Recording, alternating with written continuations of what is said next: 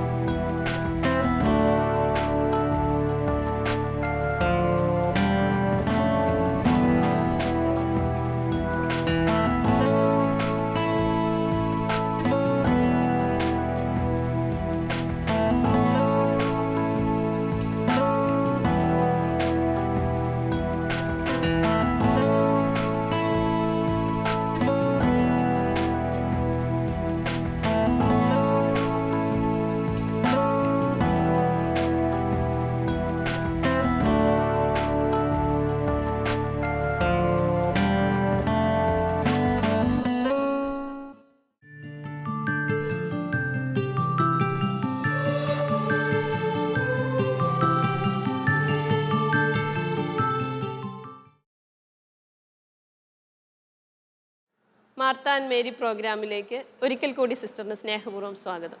Thank you. സിസ്റ്ററിൻ്റെ കൂടെ ഈ ചികിത്സാരീതി മലയാളികളായിട്ടുള്ള ആരെങ്കിലും പഠിച്ചിട്ടുണ്ടോ? ഒത്തിരി പേര് പഠിച്ചിട്ടുണ്ട്. അതാണ് ഞാൻ പറഞ്ഞത്. ഒരു ജീന എൻ്റെ കൂടെ പഠിച്ചവളാണ്, ഇപ്പോൾ ബോംബെയിൽ വർക്ക് ചെയ്യണ. സച്ചിൻ അവളുടെ അടുത്താണ് നീഡിലുമായിട്ട് ചെന്നു, നീഡിൽ വിട്ട് പോവുകയും ചെയ്തു. അങ്ങനെ ഞങ്ങൾ പഠിക്കുമ്പോഴിങ്ങനെ ജസ്റ്റ് ഇങ്ങനെ കാണിച്ചു തരും, ഇത് brown needle, golden needle, silver needle എന്നിങ്ങനെ കണ്ട് ഗോൾഡൻ നീഡിൽ സച്ചിൻ കൊണ്ടുപോയപ്പോഴത്തേക്കും അവളെനിക്ക് ഫോൺ ചെയ്ത്, സിസ്റ്റർ എന്ന് സച്ചിൻ വന്നിട്ടുണ്ടായിരുന്നു, ഗോൾഡൻ നീഡിൽ കൊണ്ടുവന്ന് ഞാനതുകൊണ്ട് ചെയ്തു കൊടുത്തു എന്നൊക്കെ പറഞ്ഞിട്ട് എന്നെ വിളിച്ചിരുന്നു. അപ്പോൾ എന്നെ മലയാളീസൊക്കെ ഒരുപാട് പഠിച്ചിട്ടുണ്ട്. ഇപ്പോൾ കുറേ പേര് കോഴിക്കോട് പ്രാക്ടീസ് ചെയ്യുന്നുണ്ട്. എറണാകുളത്ത് അധികം പേരില്ല, എന്നാലും അങ്ങനെയൊക്കെയാണ് കുറച്ച് പോപ്പുലറായി വരുന്നത്. പിന്നെ സാധാരണ വലിയ ആളുകളുടെ മുന്നിലല്ല ഇത് പ്രയാസം. സാധാരണക്കാർക്കാണ് ഈ ട്രീറ്റ്മെൻറ്റിനെ പറ്റിയ ബുദ്ധിമുട്ട്. അവരെ അറിയാതെ പല ട്രീറ്റ്മെൻറ്റിൽ ഇപ്പം സ്പെഷ്യലി കുട്ടികളെയുമായിട്ട് ഓടുന്നു. കുട്ടികൾക്ക് ഇങ്ങനെ അസുഖമാണെന്ന് കാണുമ്പോഴത്തേക്കും ഇവിടെ എന്ത് ട്രീറ്റ്മെൻറ്റാണെന്നല്ലാതെ അവർ ഓടും.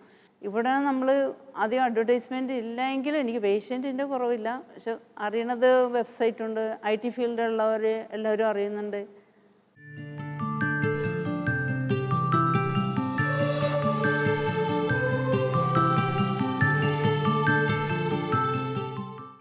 എൻ്റെ പേര് ഗിരിജാദേവി. ഞങ്ങളുടെ സ്ഥലം വയല, ഏറ്റുമാനൂരടുത്ത് വയല. ഇത് എൻ്റെ മോൻ്റെ കുട്ടിയാണ്. ഇവർ ട്വിൻസാണ്. ട്വിൻസിലൊരാളാണ് ഇവൾ നടക്കത്തില്ല. വർത്തമാനം അമ്മയെന്നൊക്കെ പറയും, എല്ലാം ഒന്നും പറയത്തില്ല, കുറച്ചേ പറഞ്ഞു തുടങ്ങി, അത്രേ ഉള്ളൂ. പിന്നെ ഇപ്പോൾ കസേരയിലൊക്കെ ഇരുത്തിയാലിരിക്കും. എന്നിട്ട് തീരെ തളർന്ന് കിടക്കത്തേ ഉള്ളായിരുന്നു. ഇപ്പോൾ തലയൊക്കെ നാട്ടി പിടിച്ചിരിക്കും. കസേരയിലിരുത്തിയാൽ ഇരിക്കും, അത്രേ ഉള്ളൂ. നടക്കാറായില്ല. കാല് ശരിക്കും ബലമായിട്ട് വരുന്നില്ല. എൻ്റെ രണ്ടാമത്തെ മോൻ്റെ ഭാര്യ ഇവിടെ വർക്ക് ചെയ്യുന്നുണ്ടായിരുന്നു. അങ്ങനെയാണ് ഇവിടെ അക്യുപഞ്ചറിൻ്റെ കാര്യം അവൾ പറഞ്ഞാണ് അറിയുന്നത്, സിസ്റ്ററിൻ്റെ കാര്യം. അങ്ങനെ ഇവിടെ വന്നതിന് ശേഷം വളരെ മാറ്റമുണ്ട്. നടക്കാറൊന്നും ആയില്ല, എങ്കിലും ഇരിക്കും, കമന്ന് കളിക്കുകയൊക്കെ ചെയ്യും. മറ്റേ ഇങ്ങനെ മലന്ന് കിടക്കുക മാത്രമേ ചെയ്യുള്ളായിരുന്നു. ഇപ്പോൾ തലയൊക്കെ നൂർത്ത് പിടിച്ചിരിക്കും. ഇപ്പോൾ എടുത്താലും തലയൊക്കെ നൂർത്ത് പിടിക്കും, കസേരയിൽ ഇരുത്തിയാലിരിക്കും. അത്രയൊക്കെ ആയിട്ടുണ്ട്. വളരെ മാറ്റമുണ്ട്. പറഞ്ഞാൽ നമ്മൾ പറയുന്നൊക്കെ അവന് മനസ്സിലാകും, തിരിച്ചിങ്ങോട്ട് പറയാൻ അത്രയും വരുന്നില്ല എന്നാണ്.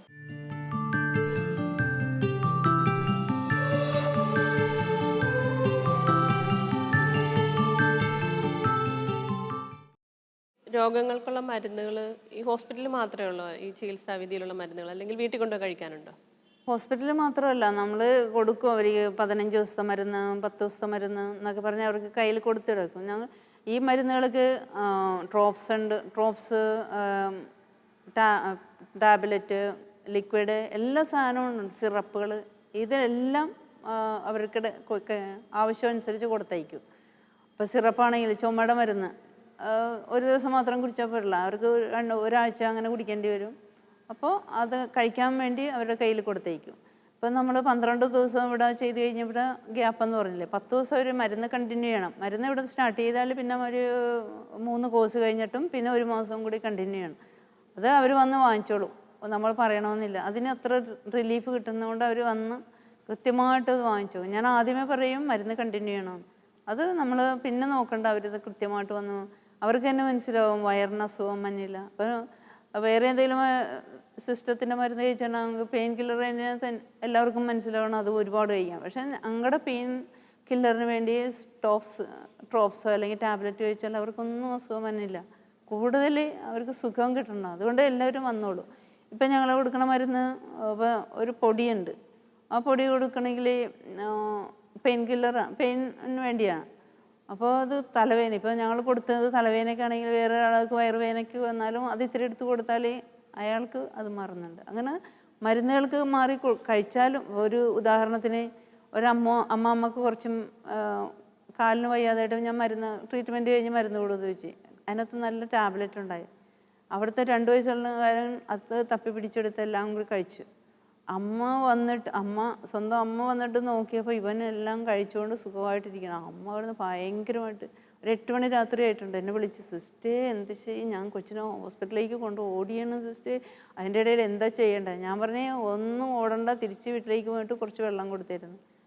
അപ്പോൾ ഇവർ ഹോസ്പിറ്റലിൽ എത്തിയിട്ട് റയൽസ് ട്യൂബൊക്കെ ഇടാൻ വേണ്ടി ഇതൊക്കെ ഇതെടുത്ത് കളയാൻ വേണ്ടി, കൊച്ചു കഴിച്ച ടാബ്ലറ്റ് എടുത്ത് കളയാൻ വേണ്ടി എല്ലാം ഒരുക്കങ്ങളും നടത്തപ്പോൾ ഞാൻ പറഞ്ഞു ഒന്നും കൊടുക്കേണ്ട, കൊച്ചിന് വായിലോട്ട് ട്യൂബൊന്നും ഇറക്കണ്ട, വേഗം കൊണ്ടുപോയി തിരിച്ചു. അവന് ഒരു കുഴപ്പമുണ്ടായില്ല. അവന് അങ്ങനെ മരുന്ന് മാറി കഴിച്ചാന്ന് വെച്ചാലും ഒരു പ്രശ്നവും വരില്ല. മറ്റു രോഗങ്ങൾക്ക് മരുന്ന് കഴിച്ചുകൊണ്ടിരിക്കുന്നവർക്ക് ആ മരുന്ന് നിർത്തണോ ഈ ട്രീറ്റ്മെൻറ്റിന്? ഇല്ല, ഹാർട്ട് പേഷ്യൻറ്റിനൊക്കെ നമ്മൾ ഒരിക്കലും നിർത്താൻ പറ്റില്ല. BP ഒക്കെ നമ്മൾ കണ്ടിന്യൂ ചെയ്യും. പിന്നെ വേറെ എന്തെങ്കിലും ഇപ്പോൾ ക്യാൻസറൊക്കെ സ്റ്റാർട്ട് ചെയ്യുമ്പോൾ തന്നെ നമുക്ക് ഈ മരുന്ന് കൊടുത്തിട്ടുണ്ടെങ്കിൽ ഈ ക്യാൻസർ റോസ എന്ന് പറഞ്ഞാൽ ഞങ്ങളുടെ മരുന്നുകളൊക്കെ ഉണ്ട്. അത് കൊടുത്താൽ നല്ല റിലീഫ് കിട്ടും. പിന്നെ ക്യാൻസർ ഇതൊക്കെ ചെയ്തുകൊണ്ടിരിക്കുന്നവർക്ക് ഭയങ്കര വേദനകളുണ്ടെങ്കിൽ ഈ മരുന്ന് കൊടുത്താൽ നല്ല റിലീഫ് കിട്ടുന്നുണ്ട്. അക്യുപഞ്ചർ കൂടാതെ മറ്റേതൊക്കെ തരത്തിലുള്ള ചികിത്സാ രീതികളാണുള്ളത്? ഞാൻ നേരത്തെ പറഞ്ഞ പോലെ സിറാജം കൊടുക്കുന്നുണ്ട്. അത് ജെയ്ഡ് എന്ന് പറഞ്ഞ കല്ലുകൾ വെച്ചാണ് നമ്മൾ കൂടുതലും കൊടുക്കണം. ബാക്ക് പെയിന്, ഷോൾഡർ പെയിൻ അങ്ങനെയൊക്കെ കൊടുക്കുന്നുണ്ട്. അതും ഒരു അരമണിക്കൂറത്തെ ചികിത്സയാണ്.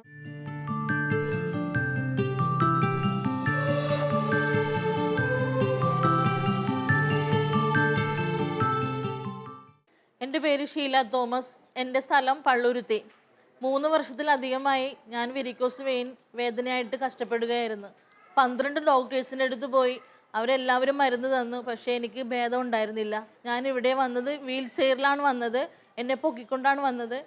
പിടിച്ചാണ് എന്നെ വീൽ ചെയറിൽ നിന്ന് കയറ്റിയത്. അത്രയും അവസ്ഥ നിലയിലായിരുന്നു ഞാൻ. 20 ദിവസം ഞാനിവിടെ അഡ്മിറ്റായി. ഇവിടുത്തെ ഏറ്റവും വലിയ ഇത് സ്നേഹവും പ്രാർത്ഥനയുമാണ്. അതുകൊണ്ട് എൻ്റെ രോഗമെല്ലാം സുഖമായി. ഞാനിപ്പോൾ സ്വന്തമായിട്ട് നടക്കുകയും ജോലികളെല്ലാം ചെയ്യുകയും ചെയ്യും. പൂർണ്ണ സൗഖ്യമാണ്.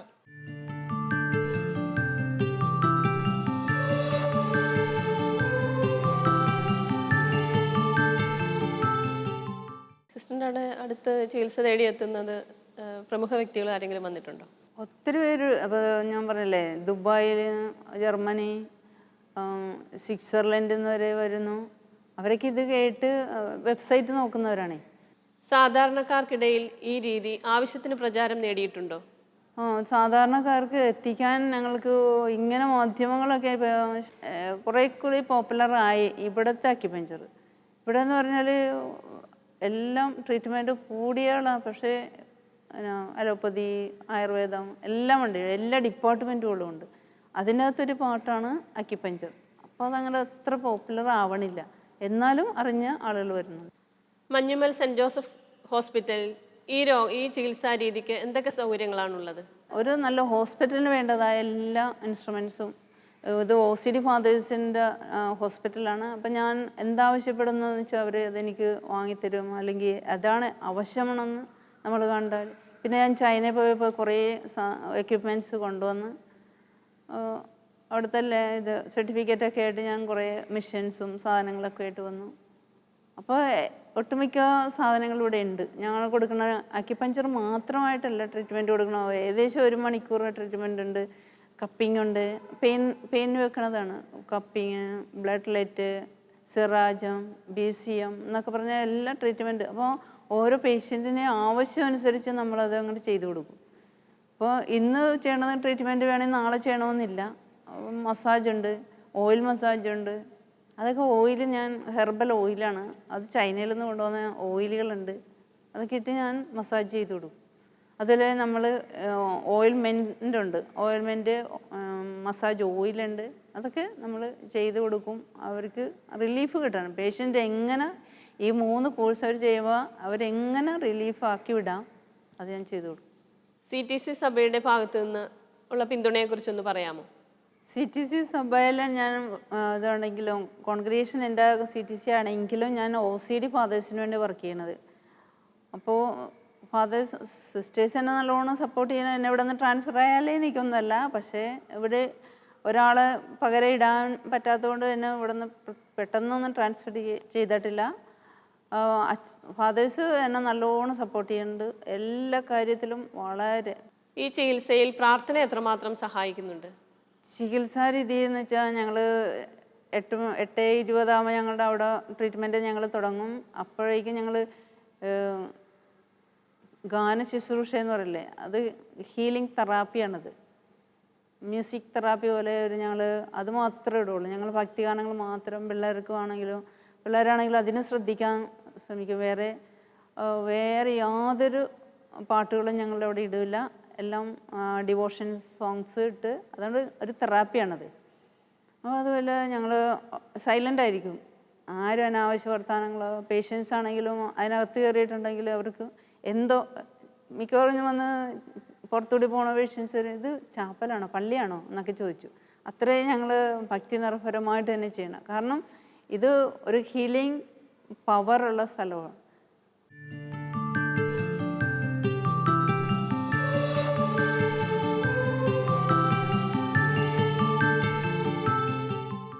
St. Joseph's Hospital, Manyammal, started in 1888, which is the first mission hospital in Kerala and second mission hospital in whole of India.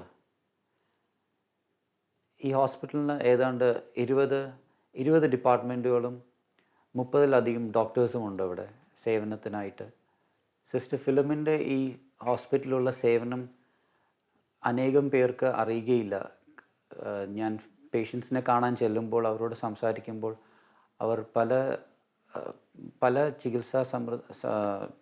ചികിത്സകളെല്ലാം our try ചെയ്തതിന് ശേഷമാണ്, അനേകം വേദനയും അനേകം സാമ്പത്തികമായ അനേകം അവർ ചെലവിട്ടതിന് ശേഷമാണ് അവർ ഈ ആശുപത്രിയിൽ ഏറ്റവും അവസാനമായിട്ടാണ് സിസ്റ്ററിൻ്റെ അടുത്തോട്ട് വരുന്നത്. വൺ സിസ്റ്റർ ട്രീറ്റ്മെൻറ്റ് സ്റ്റാർട്ട് ചെയ്ത് കഴിഞ്ഞാൽ അവർക്ക് വളരെ വ്യത്യാസം അവരുടെ രോഗത്തിൽ കാണാൻ സാധിക്കും. അത് ശാരീരികം മാത്രമല്ല, മാനസികവുമായിട്ടും വളരെ സന്തോഷത്തോടെയാണ് അവരിവിടുന്ന് ഓരോരുത്തരും കടന്നു പോകുന്നത്.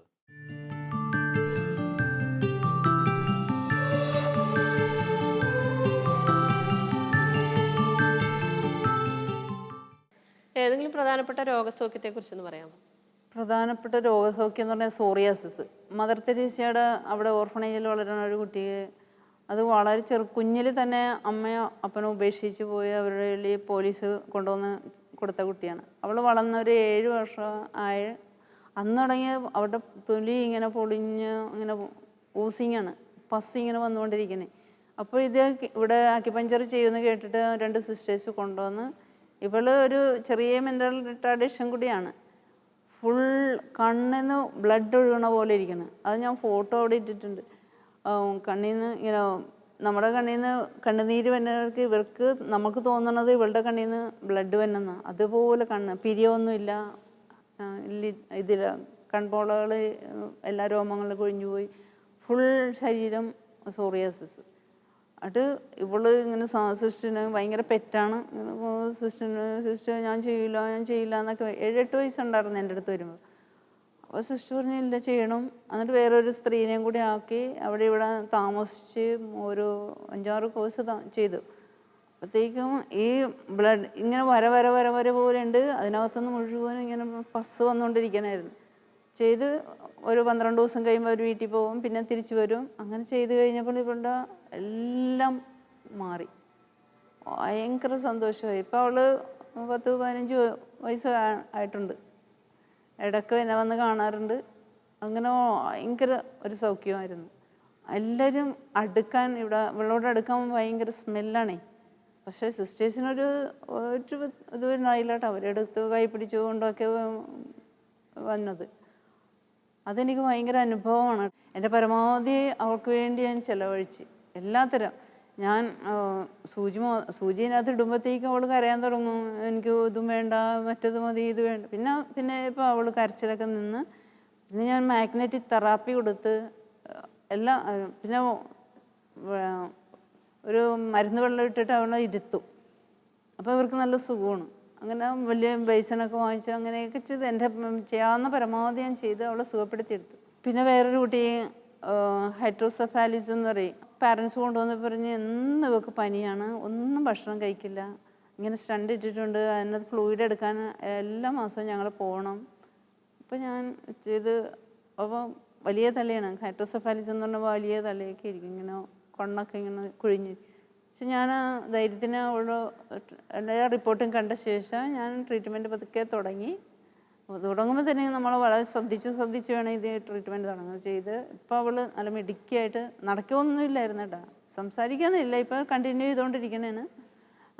അപ്പോൾ പക്ഷേ ഭക്ഷണം കഴിക്കുമ്പോൾ പിന്നെ എപ്പോഴും പനി വരണില്ല, ഫ്ലൂയിഡ് എടുക്കാൻ പിന്നെ പോയിട്ടേ ഇല്ല, അങ്ങനെ കുറേ കാര്യങ്ങൾ.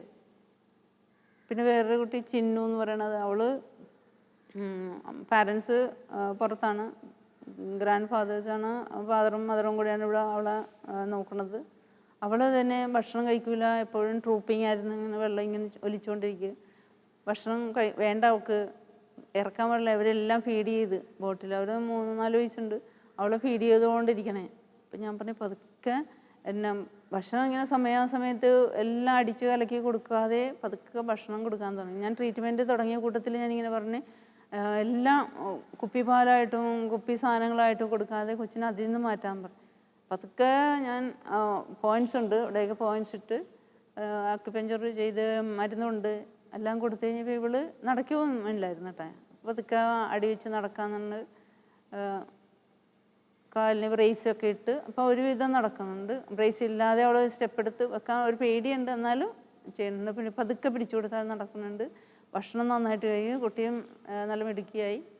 ഭക്ഷണം കഴിക്കാൻ തുടങ്ങിയപ്പോൾ തന്നെ കൊച്ച് ആകെ ചേഞ്ചായി. അങ്ങനെ ഇപ്പോൾ പ്രസൻറ്റിൽ എനിക്ക് അങ്ങനത്തെ 2 കുട്ടികളും കൂടി നടക്കുന്നുണ്ട്. അത് ശരിയായിക്കോളും. ഇപ്പം ഇവർക്കൊക്കെ ആകാംക്ഷ ഇന്ന് ശരിയാവും. ഞാൻ പറഞ്ഞാൽ അത് ധൃതി പിടിക്കണ്ട, പതുക്കെ ചെയ്യാനുള്ള കാര്യങ്ങൾ.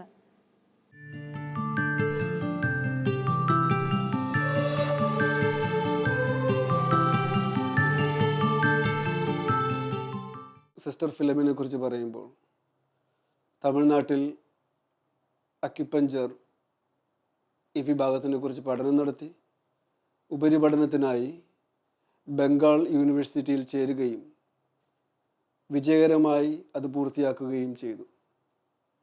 സിസ്റ്ററിൻ്റെ പ്രാഗൽഭ്യത്തെക്കുറിച്ച് പറയുമ്പോൾ, ബംഗാൾ യൂണിവേഴ്സിറ്റിയിൽ ആ ബാച്ചിലുണ്ടായിരുന്ന സ്റ്റുഡൻസിൽ നിന്നും ചൈനയിലേക്ക് പഠിക്കുന്നതിന് വേണ്ടിയിട്ട് തിരഞ്ഞെടുക്കപ്പെട്ടത് സിസ്റ്റർ ഫിലമിനാണ്.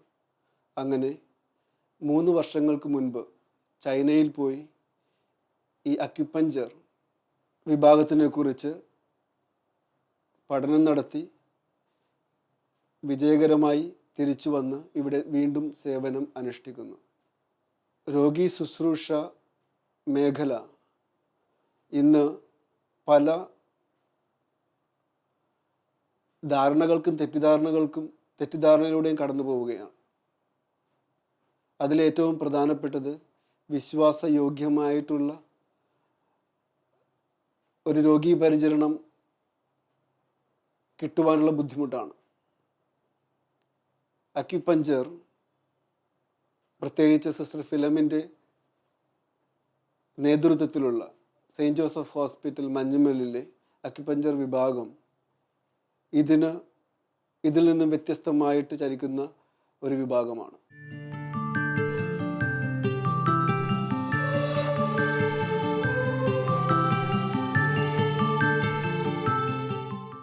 സമർപ്പിതരോടും സമർപ്പിത ജീവിതത്തിനായി ആഗ്രഹിക്കുന്നവരോടും സിസ്റ്ററിന് എന്ത് മെസ്സേജാണ് പറയാനുള്ളത്? ഞാൻ പറയണത്, ഞാനൊരു സിസ്റ്ററായെന്ന നിലയിൽ ഞാൻ വളരെ അഭിമാനിക്കുന്ന ഒരു കാര്യമാണ്. കാരണം എനിക്ക് രണ്ടും കൂടി യോജിപ്പിച്ച് കൊണ്ടുപോകാൻ സാധിക്കുന്നുണ്ട്. പ്രാർത്ഥനയും പ്രവർത്തനവുമാണ് ഞങ്ങളുടെ ആക്ടിവിറ്റി. ഒരു കാര്യമുണ്ട്, ഒരു കാരിസമാണ് ഞങ്ങളുടെ പ്രാർത്ഥനയും പ്രവർത്തനവും. പക്ഷേ പ്രാർത്ഥന കഴിഞ്ഞിട്ടുള്ള അത് ഒരു ശക്തി. പ്രവർത്തനത്തിലേക്ക് ഞാൻ ചെല്ലുമ്പോഴത്തേക്കും കൂടുതലും എന്തോ എൻ്റെ ഗുണമൊന്നുമല്ല, എൻ്റെ നന്മയൊന്നുമല്ല, പക്ഷെ തമ്പുരാനത് തരുന്നത് ഗുണമാണ്. അത് നമ്മൾ സിസ്റ്റേഴ്സായാലും അർത്ഥിനികളോടും എനിക്ക് പറയാനുള്ളത് അതാണ്. അതിലോട്ട് കാലെടുത്ത് വെച്ച് കഴിയുമ്പോഴത്തേക്കും നമ്മളറിയാതെ തന്നെ ദൈവ അനുഗ്രഹം കിട്ടും. അപ്പോൾ നമുക്ക് പ്രവർത്തനത്തിനും സ്മൂത്തായിട്ട് അതങ്ങ് പോയിക്കോളൂ. നമ്മൾ സംസാരിക്കുമ്പോൾ തന്നെ നമ്മളോട് തിരിച്ചു പറയാനും ആളുകൾ കയർത്തൊന്നും. എൻ്റെ ജീവിതത്തിൽ ഞാൻ ഇത്രയും വർഷത്തെ പ്രാക്ടീസ് കൊണ്ട് ഞാൻ പറയണ ഒരാൾ പോലും കയർത്തരുവാൻ അതല്ല ഇതല്ല എന്നൊന്ന് ശബ്ദം ഉയർത്തി ഒരു വാക്കുമല്ലോ എന്നോട്, അത് ദൈവാനുഗ്രഹമാണ്. ഉയർത്തിയാലും നമുക്ക് ചിലപ്പോൾ നമ്മൾ ഡെസ്പായി പോകും. അതുകൊണ്ട് ഉയർത്തി ആരും പറഞ്ഞിട്ടില്ല. ഞാൻ എന്ത് പറഞ്ഞാലും ദൈവവചനം പോലെ അവർ ശ്രവിക്കുന്നുണ്ട്, അതുപോലെ അവർക്ക് ഹീലിംഗ് കിട്ടണുണ്ട്. അങ്ങനെയാണ് നമ്മുടെ ഓരോ ട്രീറ്റ്മെൻറ്റും. ഞാൻ ഒരിക്കലും പ്രാർത്ഥന ഇല്ലാതെ നമ്മൾ പ്രവർത്തനത്തിലേക്ക് പോകില്ല. ഞാൻ മിക്കവാറും പ്രാർത്ഥിച്ച് ഒരുങ്ങി തന്നെ എല്ലാ ദിവസവും ഞാൻ എൻ്റെ ഫീൽഡിലേക്ക് ഇറങ്ങുന്നത്. അപ്പോൾ പ്രാർത്ഥന കൊണ്ട് നമുക്ക് ഭയങ്കര ഒരു ശക്തിയാണ്. അത് അനുഭവത്തിലൂടെ നമുക്ക് മനസ്സിലാക്കാൻ പറ്റുള്ളൂ. അത് ചില പേഷ്യൻസ് എന്നോട് പറയും, സിസ്റ്ററിൻ്റെ കൈകൾ തൊടുമ്പോൾ തന്നെ ഞങ്ങൾക്കൊരു സമാധാനം കേട്ടോ. ഞാൻ ഹീലിംഗ് മാത്രമല്ല കൊടുക്കണം, ഇൻറ്റേർണൽ സൗഖ്യം കൂടി. ഞാൻ എൻ്റെ വാക്കുകളോ എൻ്റെ പ്രവൃത്തികളോ ഞാൻ അഹങ്കരിക്കുന്നതല്ല, പക്ഷെ ദൈവാനുഗ്രഹം എന്നിൽ നിറയണത് കൊണ്ട് നമ്മൾ ചെയ്യാൻ പറ്റുന്നുണ്ട്. അതുപോലെ ഇതിനൊരു ലേസിയായ ഒരു മടി എനിക്ക് തോന്നാറില്ല. കാരണം എത്ര കഷ്ടപ്പെട്ടായാലും പേഷ്യൻസ് എത്ര ദൂരത്തിൽ നിന്ന് വന്നാലും ഞാനത് ചെയ്തു കൊടുക്കും. കാരണം പൈസ ഇല്ലാത്തവർക്ക് നമ്മൾ അതിനകത്ത് അധികാരികളോട് ചോദിച്ചിട്ട് അതിനകത്ത് നിന്ന് ഒഴിവ് കൊടുക്കും. കഷ്ടപ്പെട്ട് വന്ന് നമ്മുടെ അടുത്ത് വന്നു കഴിഞ്ഞിട്ടുണ്ടെങ്കിൽ നമ്മളത് ആരെയും വെറുതെ വിടില്ല. എന്തെങ്കിലുമൊക്കെ ഹീലിംഗ് അവർക്ക് കൊടുത്തിട്ട് തന്നെ ഞാൻ ഇത്രയും വർഷത്തെ പ്രാക്ടീസ് കൊണ്ട് എനിക്ക് പറയാനുള്ളത്. അപ്പോൾ നമ്മൾ എപ്പോഴും ഒരു പ്രാർത്ഥന ചൈതന്യത്തിലാണ് നമ്മൾ വളരേണ്ടത്. പ്രാർത്ഥന കൂടാതെയുള്ള പ്രവർത്തനം നമുക്ക് ഒരിക്കലും ശാശ്വതമാവില്ല. അതുമല്ല, ഞങ്ങളുടെ ഡ്യൂട്ടി ഞങ്ങൾ ആ സമയത്ത് ഇപ്പോൾ 8 തുടങ്ങി 12:30 വരെയാണ്. അത് കഴിഞ്ഞിട്ട് ഞങ്ങൾക്ക് കുറച്ച് റെസ്റ്റ് ടൈമുണ്ട്. അപ്പോൾ 12:30ക്ക് ഞങ്ങളെല്ലാം തീർക്കാൻ ശ്രമിക്കും. കുറച്ചുകൂടി താമസിച്ചേ വരുവുള്ളൂ എന്ന് പറഞ്ഞവർക്ക് ഞങ്ങൾ വെയിറ്റ് ചെയ്യും. അത് കഴിഞ്ഞ് 4 മണിക്ക് ഞങ്ങൾ തുടങ്ങും വീണ്ടും. അപ്പോഴേക്കും കുറച്ച് നേരത്തെ വന്നവർക്ക് ഞങ്ങൾ എക്സ്ട്രാ ടൈം എടുത്ത് ഞങ്ങൾ ചെയ്തു കൊടുക്കും. അപ്പോൾ അതൊക്കെ നമ്മൾ ശക്തി കിട്ടാതെ നമുക്കതൊന്നും ചെയ്യാൻ പറ്റില്ല.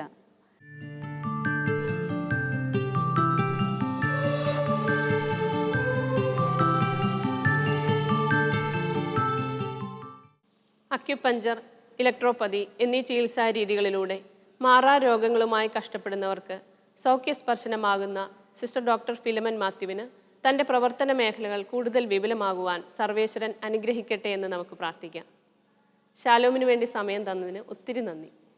Thank you.